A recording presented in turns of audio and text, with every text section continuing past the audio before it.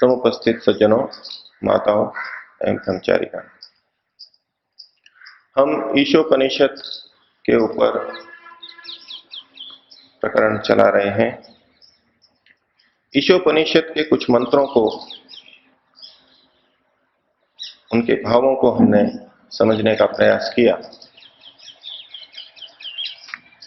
आज जिस मंत्र की हम चर्चा प्रारंभ कर रहे हैं वो मंत्र है तदेजति तन्नैजति।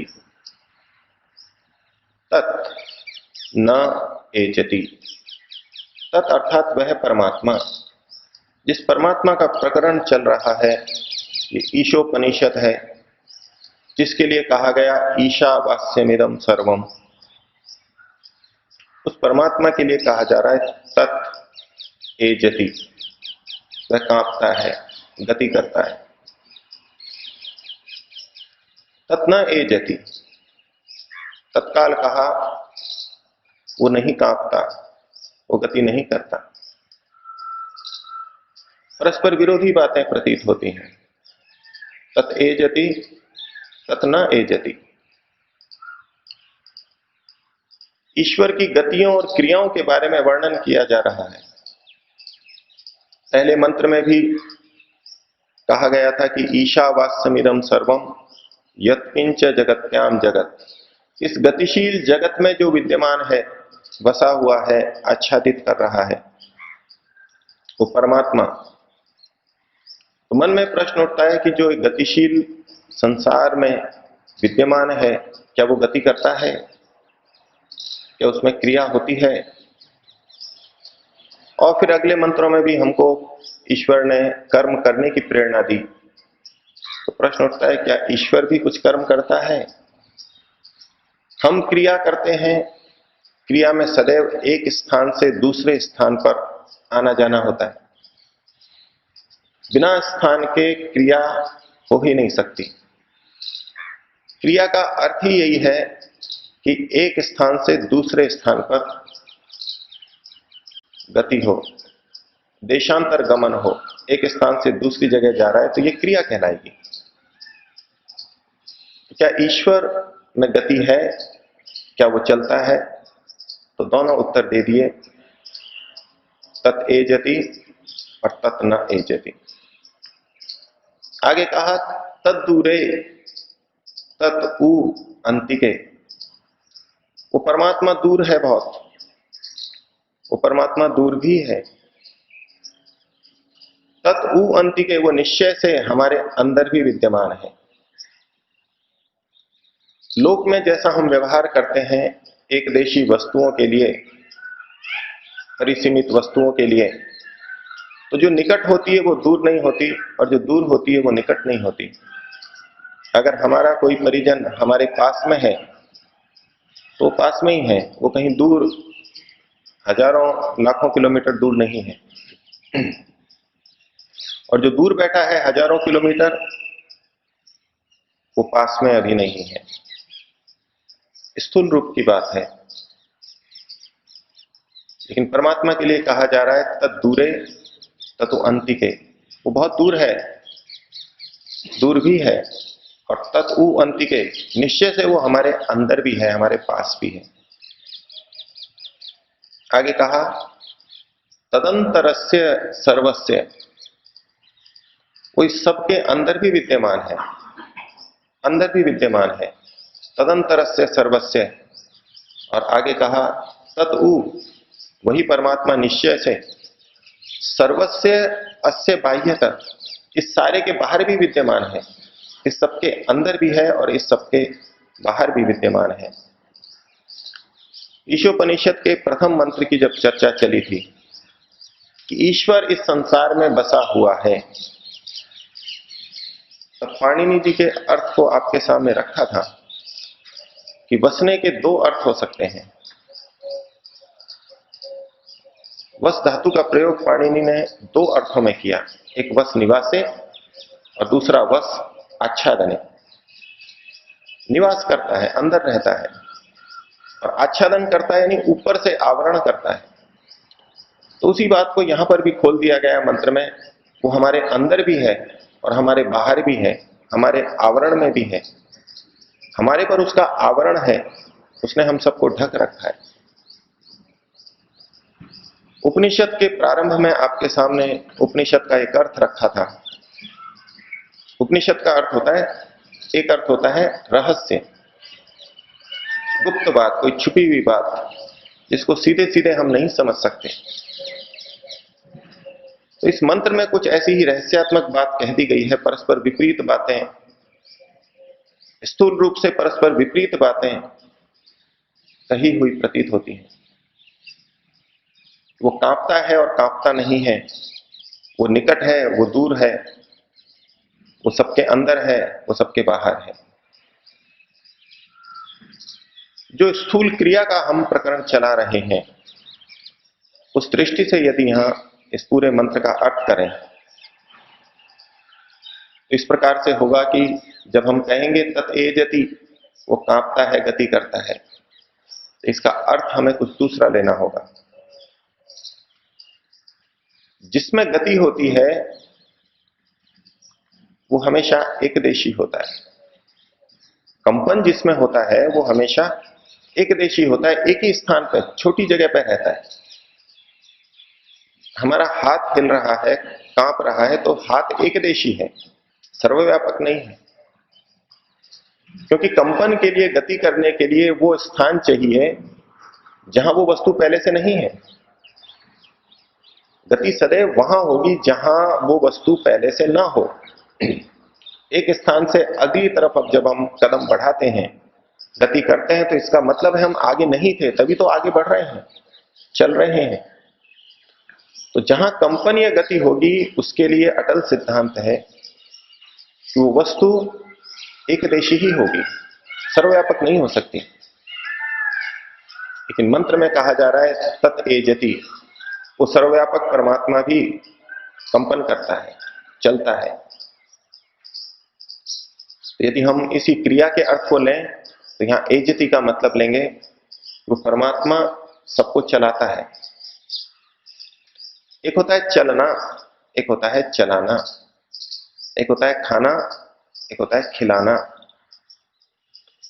तो इस संदर्भ में यहां पर अर्थ लगाएंगे तत् एजति, वो सबको कंपाता है, सबको चलाता है।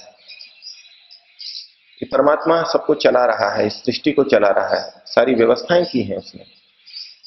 तो परमात्मा सबको चला रहा है, लेकिन तत् न एजति, वो स्वयं नहीं चल रहा है। सबको चलाते हुए भी स्वयं नहीं चल रहा। और इसी को हम पिछले मंत्र में देखें, बिल्कुल यही बात लगभग इसी अर्थ में कही गई है।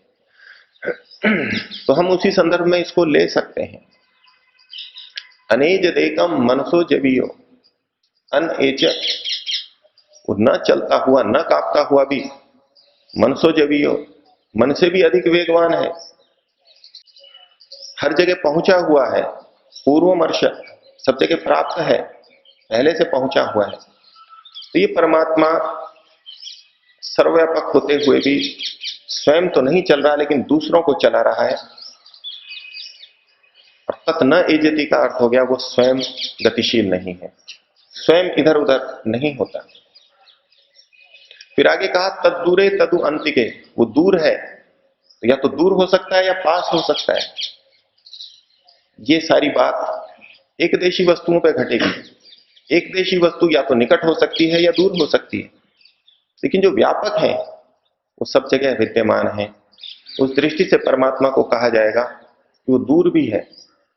दूर है तो दूर भी है, ये भी सत्य है अपनी जगह पे, और वो हमारे अंदर भी है, हमारे निकट भी है, ये भी उतना ही सत्य है। और ईश्वर की तरफ से हमें संकेत किया जा रहा है, तुम ये चिंता मत करो, ईश्वर को ढूंढने के लिए इधर उधर कहीं जाना पड़ेगा, घूमना पड़ेगा, बहुत दूर दूर जाकर के कहीं कोने में से ईश्वर को ढूंढ निकालें। ईश्वर कहीं ऐसी जगह पे मिलेगा, कहीं छुपा हुआ हो। तो भटकने की जरूरत नहीं है, वो तो हमारे पास में है। और किसी के मन में आए कि मैं यहां पर हूं, ईश्वर की सन्निकटता को अनुभव कर रहा हूं, और यदि मैं चल करके दूसरी जगह, दूसरे स्थान पर चला जाऊं, दूसरे स्थान को परिवर्तित कर दूं, तो क्या पता परमात्मा वहीं छूट जाए? नहीं। हम जहां भी जाएंगे, दूर जाएंगे तो वहां भी दूर वो विद्यमान है, जहां हम पहुंचेंगे वहां वो पहले से विद्यमान है, पहले से पहुंचा हुआ है। तो तद्दूरे तदु अंतिके, और तदंतर से सर्वस्य, वो हमारे अंदर भी है और हमारे बाहर भी है। ये किसका बाह्य क्रिया के रूप में अर्थ हुआ। स्वामी दयानंद जी ने इसका एक दूसरी दृष्टि से भी अर्थ किया है। ये चूंकि यजुर्वेद के 40वें अध्याय का मंत्र भी है, तो वहां भी उन्होंने व्याख्या की है। वहां व्याख्या की है स्वामी दयानंद ने कि तत् एजति तन नहीं जति। अज्ञानियों की दृष्टि में यह परमात्मा चलायमान है, कांपता है।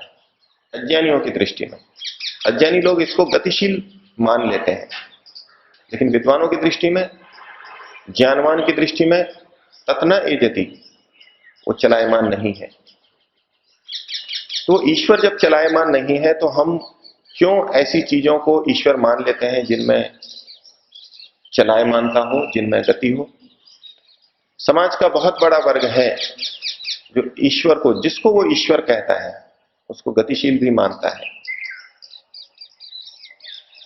तो स्वामी जी ने अर्थ किया कि अज्ञानियों की दृष्टि में ईश्वर चलायमान है, वो उसको चलता फिरता मान लेते हैं, एक देशी वस्तुओं की तरह उसको चलता हुआ मान लेते हैं कि परमात्मा ने आज मेरे को स्वप्न में दर्शन किए, आज वो मेरे घर पे आए, मेरे को वर दिया। आना जाना इत्यादि बहुत सारी बातें व्यवहार में धार्मिक व्यक्ति करते रहते हैं।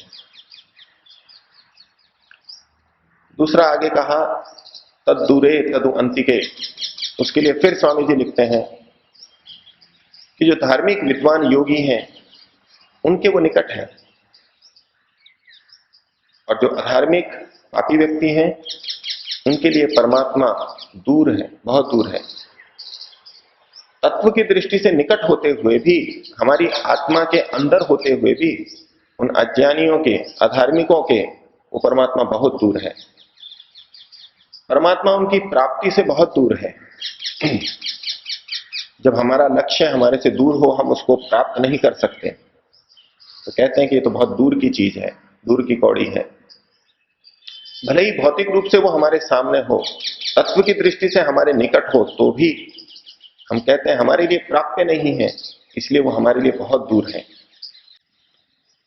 तो एक विचारक का मत था, योग शिक्षक का मत था, ये जो सारा भय है ये ठीक नहीं है। आप पहले व्यक्ति को भयभीत करके, डरा करके चलाओगे तो क्या चलाना हुआ, उसको वो समझे और समझ करके चले, इसमें तो कोई बात है। जैसे कि एक छोटा बच्चा हो, उसको आप डरा करके व्यायाम करा लो, दंड के भय से, दंड के भय से आप उसको पढ़ा लो, उसमें वो आनंद, वो प्रसन्नता नहीं होती जितनी कि बच्चा स्वयं बिना डर के करे। और ये आज का मनोविज्ञान कहता है, आजकल बच्चों को पालन पोषण करने वाले कुछ इसी तरह से उनका पालन पोषण करते हैं, और बहुत हद तक ये बात ठीक भी है। लेकिन हमारे शास्त्र तो अनेक भय भी बताते हैं, और इस मंत्र के अर्थ में स्वामी दयानंद जी ने स्वयं ने लिखा कि ईश्वर के भय से ठीक रास्ते पे चले। तो हमें सोचना होगा कौन सी बात ठीक है। अगर सत्य भय दिखाया जाए, झूठा भय ना हो, तो क्या वो ठीक है? उसको तो ठीक माना जा सकता है। अगर ये झूठा भय दिखाया जाए, पता नहीं कोई ऐसा नरक नाम का नरक कोई हो जहां तेल के अंदर हमको डाल दिया जाता हो, खोलते तेल के अंदर, हो सकता है वो ना हो, और उसको मिथ्या भय हमारे सामने प्रस्तुत कर दिया जाता हो। एक आंशिक औषधि के रूप में तात्कालिक लाभ के लिए चल सकती है छोटी मोटी बातें, लेकिन फिर भी वो अधिक नहीं चल सकती। बच्चों को आप भूत का डर दिखा करके थोड़ा चुप करा सकते हैं कुछ देर के लिए, भूत तो होता ही नहीं, झूठ बोल करके हम कुछ करा सकते हैं, तात्कालिक लाभ भी दिखाई देगा, वहां तक होगा, लेकिन उसके भी अनेक दुष्परिणाम हैं। इसी तरह यहां भी थोड़ी देर के लिए हमको लग सकता है कि व्यक्ति कुछ धार्मिक हो रहा है डर के कारण से, लेकिन अधिक धार्मिक नहीं हो सकता। तो क्या हमको किसी चीज का डर नहीं दिखाना चाहिए? बिना डर दिखाए भी काम नहीं चलता। हमको उस वस्तु की, उस क्रिया की हानि भी बतानी होती है, और आज भी चल रही है और सर्वमान्य है। झूठ मूठ का भय दिखाना गलत है, लेकिन जो वास्तविक हानि है वो तो हमको दिखानी होगी। और भय क्या होता है? किसी वस्तु की हानि को दिखाना ही तो भय होता है। यदि तुम नहीं पढ़ोगे तो अनुत्तीर्ण हो जाओगे, नौकरी नहीं लगेगी, धंधा नहीं कर पाओगे, विवाह ढंग का नहीं होगा, दुखी रहोगे। ये हम हानियां ही तो दिखा रहे हैं। हानि दिखा करके उसके मन में भय क्यों पैदा कर रहे हैं, जिससे कि व्यक्ति ठीक चले। क्या हम भय दिखाना छोड़ दें? क्या बीड़ी से जो हानियां होती हैं, तंबाकू से जो हानियां होती हैं, उसको बताना छोड़ दें? शराब पीने से क्या हानियां होती हैं, उसको बताना छोड़ दें? हानियां तो बतानी होंगी कि इससे कैंसर हो जाता है। कैंसर का भयावह रूप सामने रखना ही होता है, और इसमें कोई दोष नहीं है। जो वास्तविक स्थिति है, जो हानि वास्तविक है, वो तो दिखानी ही होगी। इसलिए हम इस सिद्धांत को लेकर नहीं चल सकते कि भय दिखा करके धर्म के रास्ते पे चलाना अनुचित है। एक सीमा तक ये बहुत आवश्यक है। जो तंबाकू पीता है, बीड़ी पीता है, तंबाकू खाता है, उसको कैंसर का और उसका रौद्र रूप दिखाना ही होता है। चित्र दिखाते हैं, बड़ी बड़ी गांठें होती हैं और बड़ा विभत्स रूप होता है। लेकिन उसको जानते हुए भी आप और हम, जो बीड़ी सिगरेट नहीं पीते, तंबाकू नहीं पीते, हमको तो कोई भय नहीं है। ये हम जानते हैं कि बीड़ी सिगरेट पीने से या तंबाकू खाने से ऐसा कैंसर हो जाएगा, ऐसा कष्ट होगा, लेकिन क्या हम उससे भयभीत हैं? हमको कुछ भी भय नहीं है। हम उससे दूर होकर के शांत हैं, निश्चिंत हैं, संतुष्ट हैं। लेकिन जो व्यक्ति बीड़ी पीता है या तंबाकू खाता है, शराब पीता है, उसके लिए यह भय की बात है। इसी प्रकार से धर्म के क्षेत्र में भी जो भय दिखाया जाता है, वो भय वास्तव में कोई हानिकारक नहीं है। वो भय केवल उनके लिए है जो अधार्मिक हैं। जब हम उस स्तर से ऊपर उठ गए, अब अपने अच्छे कर्म कर रहे हैं, धर्मानुसार कर्म कर रहे हैं, तो वह वो भय दिखाना भी हमारे लिए कोई भयोत्पादक नहीं है। उस भय से हमको कोई चिंता हो जाए, हमारा रक्तचाप बढ़ जाए या घट जाए, हमको बेचैनी हो जाए, हमारे क्रियाकलाप में बाधा हो, ऐसा बिल्कुल नहीं है। हमको भय नहीं होगा। ये भय इसलिए दिखाया जा रहा है, ये हानि इसलिए दिखाई जा रही है कि हम निर्भय हो सकें, हम उस भय से, उस हानि से हट सकें।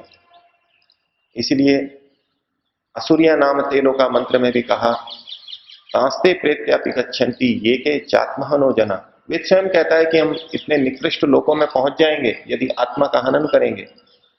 यदि भय दिखाना इतना हानिकारक होता, हमारे हित में ना होता, तो परम पिता परमात्मा, वो दयालु परमात्मा हमारे लिए ये भय क्यों उत्पन्न करता? आज का कोई व्यक्ति कुछ भी सोच ले, लेकिन परमात्मा से बढ़कर के कृपा दया की बात कोई नहीं सोच सकता। परमात्मा से बढ़ के हमारे हित की बात और कोई नहीं सोच सकता। इसलिए जो विधि विधान वेद में बताया गया है, अगर भय उत्पन्न करने की बात कही गई है, तो वो भी हमारे हित में है। तो दूसरी पंक्ति के अर्थ में महर्षि कहते हैं कि ईश्वर को अंदर और बाहर दोनों तरफ स्वीकार करके हम परमात्मा के दंड से भयभीत होकर के, भय को खा करके अधर्म से बचें। और ईश्वर को जानने का उद्देश्य भी यही है कि वो, उससे हमारा जीवन अच्छा बनता है। ईश्वर को जानने से, ईश्वर की स्तुति करने से ईश्वर को कोई लाभ नहीं है। ईश्वर तो यथावत है। ये हमारा हित इसमें है कि हम ईश्वर के स्वरूप को जाने, अधिक से अधिक जाने।